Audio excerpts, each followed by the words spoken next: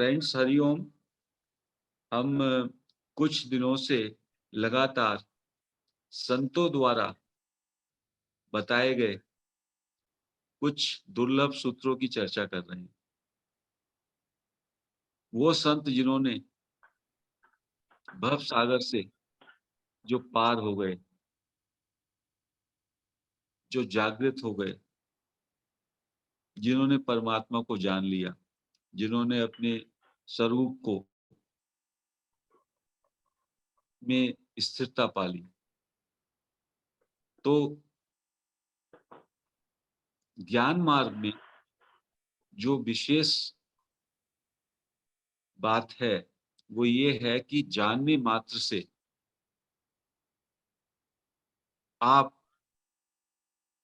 बुद्धत्व पा लेते हैं, या आप जान जाते हैं कि आप स्वयं परमात्मा हैं। जानना मात्र ही ये काफी है। जैसे महर्षि रमन भी कहते हैं, यू आर दैट। निसर्गदत्त महाराज भी कहते हैं, यू आर दैट। आप स्वयं परमात्मा हैं। केवल अपनी नजर, अपनी दृष्टि अपनी ओर लानी है, अपने स्वरूप की ओर लानी है। हमारी दृष्टि बाहर के जगत प्रपंच में फंस गई है। इंद्रियों के सुख में हम, इंद्रियों के भोग और आसक्ति में हम फंस गए हैं। हम भ्रमित हो गए हैं कि हमें जो सुख मिलेगा वो जो इंद्रियों के विषय हैं उनसे मिलेगा। उस आसक्ति की जब पूर्ति होगी, उन कामनाओं की पूर्ति होगी, तो हमें सुख मिलेगा। और सारे इंद्रियां जो हमारे पास हैं उनके अपने अपने चारे हैं। देखने का, देखने वाली इंद्रिय, अच्छी चीजें दिखाई दें, उसका चारा हो गया। कानों का, सुनने का, अच्छा अच्छा मधुर चीजें सुनाई दें, उसका भी ये चारा है। सम्मोहन की शक्ति होती है। स्पर्श का, खाने का लालसा, कितना हमको चाहिए खाने के लिए और कितना हम ज्यादा खाते हैं। और कभी कभी तो हम जो है, जब कहीं जाते हैं या किसी प्रदेश का भी भ्रमण करते हैं तो कहते हैं वहां का हमको ये खाना है। हमारे बंधु, हमारे रिश्तेदार कहते हैं अरे वहां जाए तो ये चीज खाइएगा। या कभी कभी हम अपने शहर में भी सुबह से शाम इसी बात में कह देते हैं कि वो वहां पे वो अच्छी है, वहां पे अच्छा खाना मिलता है, उसको टेस्ट करना है। तो इस तरह जो ये इंद्रियों के तमाम चारे बताए संतों ने, इन इंद्रियों के चारों को या इनके विषयों में लिप्त होकर के भोग की आसक्ति के कारण हमें एक सुख पाने की तमन्ना रहती है, चाह रहती है।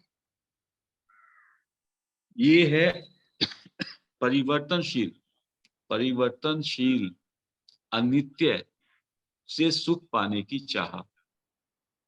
और एक हमारे अंदर स्वरूप में लौटने की, कि हम अमरता का तत्व, हम अमर रहें, हम कभी समाप्त ना हों, उसकी भी तीव्र लालसा रहती है। अनित्य से सुख भोगने की आसक्ति और नित्य स्वरूप में स्थित होने की लालसा, दोनों चलती। इसी कारण हमें दृष्टि भ्रम हो जाता है। हमारी नजर लगातार अनित्य के साथ संयोग सुख का आसक्ति के कारण बाहर के पदार्थों में, बाहर के इंद्रियों के चारों में फंसी रहती है। और हम उस सत्य तत्व को, उस परमात्मा को जो स्वतः प्राप्त है, जो हमारा स्वयं का स्वरूप है, उसको नहीं देख पाते, उससे अबोध हो जाते हैं। तो महर्षि रमन ने कहा, निसर्गदत्त महाराज ने कहा कि क्या ऐसा कभी होता है, क्या कभी ऐसा हुआ है जब आपको अपना अभाव दिखे, क्या कभी आपने ऐसा महसूस किया कि आप नहीं हैं? क्या कोई भाई-बहन कोई ये कह सकता है, अभी भी किसी पॉइंट ऑफ टाइम में भी वो नहीं है? नहीं कह सकता। यानी हमें अपने होनेपन का भाव हमेशा-हमेशा रहता है कि हम हैं और यही सत्य है। होने का भाव, होनेपन का भाव निरंतर रहता है। लेकिन हमारी दृष्टि विचार में, चिंतन में, क्रियाओं में, वस्तुओं में, पदार्थों में पड़ जाती है और हमें कभी भी अपने होनेपन के भाव की ओर हमारा ठहराव नहीं होता। हम हमेशा अच्छे-बुरे, छोटे-बड़े, अनुकूल-प्रतिकूल, ऐसा करें, वैसा करें, ये बने, ये ना बने, धन इकट्ठा करें, हमारा ऐसा हो जाए, हमारा वैसा हो जाए। इन्हीं सब क्रियाओं में, इन्हीं सब चिंतन में लगे रहते हैं और उसी में सुख को तलाशते रहते हैं। लेकिन हमारी दृष्टि, हमारी नज़र उस तत्व पर नहीं जाती, जहाँ पर इन क्रियाओं का स्रोत है, कर्ता का स्रोत है और सोचने वाले का भी स्रोत है। जहाँ से थिंकर पैदा हो रहा है, वो तत्व जो आधार है, जहाँ से ये मैं बन के मैं करता हूँ, मैं थिंकर हूँ, वो उदय हो रहा है। उस स्रोत पे, उस आधार पे, उससे हमारी दृष्टि उस तरफ नहीं जाती और ये जो स्रोत है, होनापन, यही तो सबका आधार है, यही सबका आश्रय है और यही सबका प्रकाशक है। 40 वर्सेज़ में जो रियलिटी के हैं, यही बात कही गई है। उपदेश सारम में भी यही बात कही गई है। महर्षि रमन सेल्फ इंक्वायरी में जब कहते हैं अपने अंदर आई ढूँढो, आई कहाँ से उठ, तो वो जो कहाँ है वो आधार है, वही हमारा स्वरूप है, वही प्रकाशक है। बस वहीं पर हमको विराजना है, वहीं पे हमको स्थिर होना है। वो नज़र वहाँ पे लेने के लिए ये हम हू एम आई का इंक्वायरी करते हैं, सेल्फ इंक्वायरी करते हैं, क्योंकि हम तो बाहर फँसे हुए हैं। जब हम अंदर जाते हैं, कभी भी कोई म्यूट नहीं है, कृपया म्यूट नहीं है सब, डिस्टर्बेंस आ रहा है। तो कभी भी हम लोग सेल्फ इंक्वायरी करते हैं,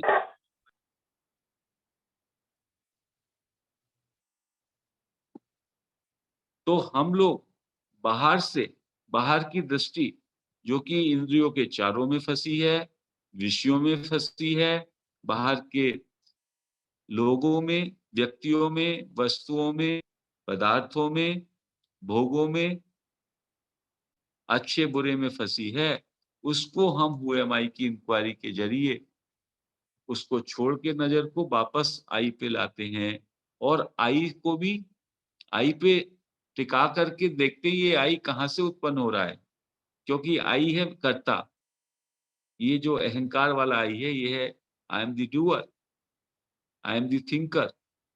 लेकिन इसकी जो उत्पत्ति का स्थान है, इसका जो आधार है, इसका जो आश्रय है, इसका जो प्रकाशक है, वही तो स्रोत है, वही तो एक वास्तविकता है, वही तो परमात्मा है, वही तो हमारा स्वरूप है। और इस स्रोत का, इस ज्ञान का बोध ही वास्तव में बोध है। इसकी तरफ हमारी दृष्टि हो जाए, यही स्वरूप का बोध है। तो 2 रास्ते हो गए। एक रास्ता तो हो गया सीधे, डायरेक्ट पाथ, सेल्फ इंक्वायरी से आप आई की ओर अपनी दृष्टि डालते डालते वहां पे अवॉइड करने लगे सोर्स में, आई कहाँ से उदय हो रहा है, आई का उत्पत्ति स्थान कहाँ है। और दूसरा, जो कि हमारे तमाम शास्त्रों में बताया गया, तमाम जगह जगह बताया गया, अंतःकरण को निर्मल करें, अंतःकरण को शुद्ध करें, जिनकी हमने कुछ चर्चा भी की। तो अंतःकरण को शुद्ध करेंगे तो उसमें कोटि कोटि जन्म भी लग सकते हैं, बहुत समय लग सकता है उसको निर्मल करने में। यहाँ पे एक संत कहते हैं, यहाँ पे रमन महर्षि कहते हैं, सबसे संबंध विच्छेद कर लो। अंतःकरण में भी तो जड़ता है, मन बुद्धि इंद्रियों में भी तो जड़ता है। ये बात ऐसी ही हुई कि मैं चंद्रमा का प्रतिबिंब सरोवर में देखने की बात हो गई। अंतःकरण साफ होगा, जैसे कि झील या सरोवर साफ हो गया, उसमें चंद्रमा वैसे ही दिखाई देता है जैसा कि सरोवर में। लेकिन अपनी नजर सीधी ही चंद्रमा में कर लो ना, अपना सबसे संबंध विच्छेद कर लो। मैं शरीर नहीं हूं। शरीर का मतलब केवल स्थूल नहीं, कारण शरीर भी, सूक्ष्म शरीर भी, मन बुद्धि इंद्रिय अंतःकरण भी, सबसे अपना संबंध विच्छेद कर लो। और मैं को ढूंढते ढूंढते मैं के स्रोत पे चले जाओ। That is a direct path, जो कि हम भगवान महर्षि रमन की वाणी से सीख रहे हैं, जिस पे प्रैक्टिस कर रहे हैं। तो तत्व प्राप्ति के लिए क्या करना है? एक तो निर्मलता भी करते रहिएगा, लेकिन केवल निर्मल हो जाएगा, भविष्य में होगा, इन सब बातों को नहीं। जब तक जितना हमारी मन में क्रियाशीलता का भाव है, जितना चिंतन है, तो चिंतन का भी शुद्धिकरण कर लो। बुरे संकल्पों को छोड़ दो। जो संकल्प सामर्थ्य से परे हैं, उनको भी भगवान को अर्पण कर दो। और शुद्ध संकल्प, हितकर संकल्प, उनको थोड़े थोड़ा पूर्ति करो और आगे संकल्पों को ना बनाओ। तो इससे हमारे वासनाएं घटेंगी और हम लोग अंतर्मुखी होंगे। सेल्फ इंक्वायरी में सुविधा हो जाएगी, हमारे अंतःकरण में भी थोड़ी निर्मलता आएगी। और ये शरीर है, मन है, बुद्धि है, इंद्रियां हैं, इसमें अच्छी संकल्प रहेंगे, अच्छी क्रियाएं होंगी, सेवा होगी। तो इसको भी थोड़ा जारी रखना है, लेकिन मेन फोकस होना चाहिए, ज्ञान मार्ग होने के कारण हम उस तत्व में बार बार तत्व की ओर लौटे। नजर हमें बाहर से निकाल के अंदर लानी है। तो वो संत जो दुर्लभ संत हुए हैं, उनका कहना है कि ये जो मनुष्य जीवन मिला है, कहते हैं मनुष्य जीवन केवल इसी काम के लिए मिला है, नहीं तो पशु योनि मिल जाती है आपको, कोई और योनि मिल जाती। ईश्वर किसी व्यक्ति को भी मनुष्य देह देता है तो केवल इसलिए देता है कि ये कार्य है अब तुम्हारा बेटा, अपने स्वरूप को जानो। तुम इंसान हो, मानव होने का मतलब ही ये है, स्वरूप का बोध हो जाना। लेकिन साथ में एक माया, एक अज्ञान का पर्दा भी हम पे होता है। और केवल उस अज्ञान के पर्दे को यदि हम दूर कर दें, उस अज्ञान से अपने को मुक्त कर लें, तो हम स्वरूप में स्थिर हो जाएंगे। हमें परमात्मा, साक्षात हम परमात्मा हो जाएंगे। और हमें बाहर की दुनिया के सुख भोग की आसक्ति ना रहेगी, क्योंकि हमारा स्वरूप ही परम आनंद में है, उसमें अमरता है, उसमें अमृत है, वो सतत जीवन है, सतत चलने वाला है। तो खुद ब खुद ही हमारे अंदर विवेक की जागृति हो जाएगी, निष्कामता आ जाएगी, निर्वैरता आ जाएगी, निडरता आ जाएगी। निष्कामता, निर्वैरता, किसी से बैर नहीं रहेगा, निडरता, निर्भयता आ जाएगी, मृत्यु का भय ना रहेगा। मुझे ये मालूम हो जाएगा कि मैं ये शरीर ना हूं, मेरा तो स्वरूप जो है अनंत है, अनादि है, हमेशा से है। संग्रह की बात ही ना रहेगी, लालच ही ना रहेगा। जो भी सब कुछ है इस सृष्टि में, अपनी आवश्यकता के अनुसार सब परमात्मा का है, उसका उपयोग कर सकते हैं। मेरा ममकार, मेरापन खत्म हो जाएगा, चाह खत्म हो जाएगी। मैं अलग हूँ, भेद भेद का भाव खत्म हो जाएगा, एकत्व का भाव आ जाएगा, प्रेम का भाव हो जाएगा। तो सेल्फ इंक्वायरी भी करनी है, साथ में अपने अंदर शुचिता को बढ़ाना है, शुद्धि को बढ़ाना है। जो भी अहितकर संकल्प हैं, उनका त्याग करें। किसी के साथ ईर्ष्या है, किसी के साथ बदले की भावना है, किसी के साथ बैर है, उस सब को धीमे-धीमे क्षमा के द्वारा परित्याग करके, ईश्वर के प्रेयर के द्वारा उसको खत्म करें। जो संकल्प अपनी सामर्थ्य से ज़्यादा हैं और जिनका बोझा हमारे अंदर है ज़्यादा, जिन पर दबाव है, उनको भी ईश्वर को अब प्रेयर के साथ अर्पण कर दें। ये मेरे सामर्थ्य से परे है प्रभु, ये संकल्प मैंने कभी लिए, अब इनको तुम ही सँभालो। जो आपको चाहो कर दो इनका, ये सब मैं आपको समर्पित करता हूँ। और जो बचते हैं संकल्प, उन संकल्पों को जो दूसरों के हितकर हैं, उनको शुद्ध संकल्पों को आगे जो है करें, और करें भी कैसे? निमित्त भाव से करें कि ईश्वर की मर्ज़ी के हिसाब से फल की आसक्ति ना रखें, बस केवल उसमें पुरुषार्थ करते रहें। तो धीमे-धीमे जीवन में निष्कामता आ जाएगी, और निष्कामता आ जाएगी तो हमारी जो भोग वृत्ति है, हमारा जो जगत में आसक्ति है, उससे हम निवृत्त होंगे और हम खुद ब खुद स्वरूप में लौटेंगे। और साथ में सेल्फ इंक्वायरी की प्रैक्टिस की ज़रिए, हू एम आई के ज़रिए, आई एम के ज़रिए हम अपने होनेपन में बार-बार टिकने लगेंगे, ठहरने लगेंगे। और होनेपन पे ठहर जाना, खालीपन में होनेपन का मतलब है जिसमें ऐसा होना, वैसा होना, ऐसा करना, वैसा करना, ये सब खत्म हो जाए, सिंपली होनापन, दैट इज़ इजनेस, एमनेस, केवल उसमें रहना, दैट इज़ प्योर अवेयरनेस। उस सच्चित आनंद स्वरूप में हम टिकने लगेंगे।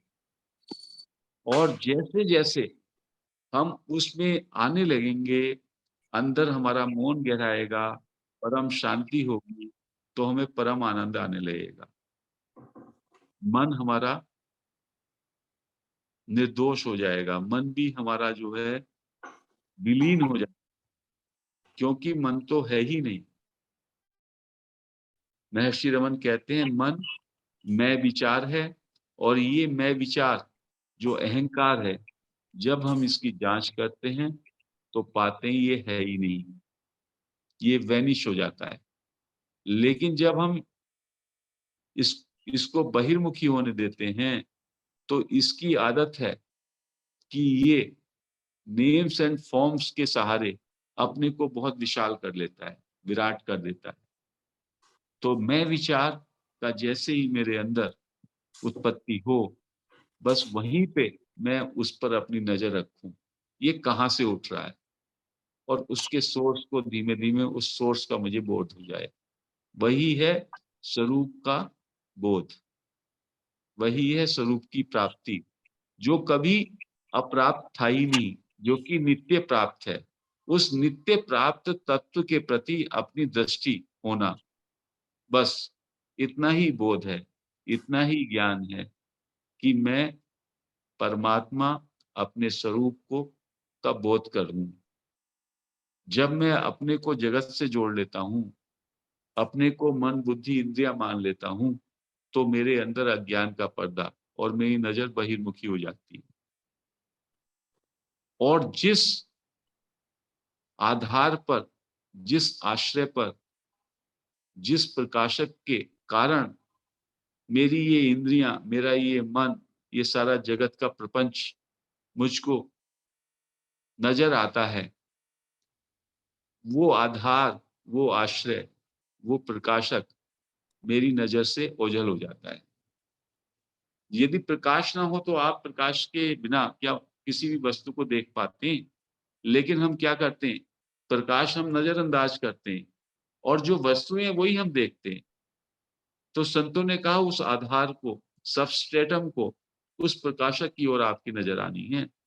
यही तो है कि आई कहाँ से उठ रहा है? वही आधार, वही प्रकाशक जिसमें आई भी ना रहे, कोई विचार ना रहे, निर्विचारता, कोई संकल्प ना रहे, कोई वासना ना रहे, मन विलीन हो जाए, वो स्थिति, वही है स्वरूप और उसी का ज्ञान है स्वरूप का बोध, वही है जागृति, वही है बुद्धत्व। तो आज हम इस चर्चा को यहीं पे विराम देते हैं। हरि ओम।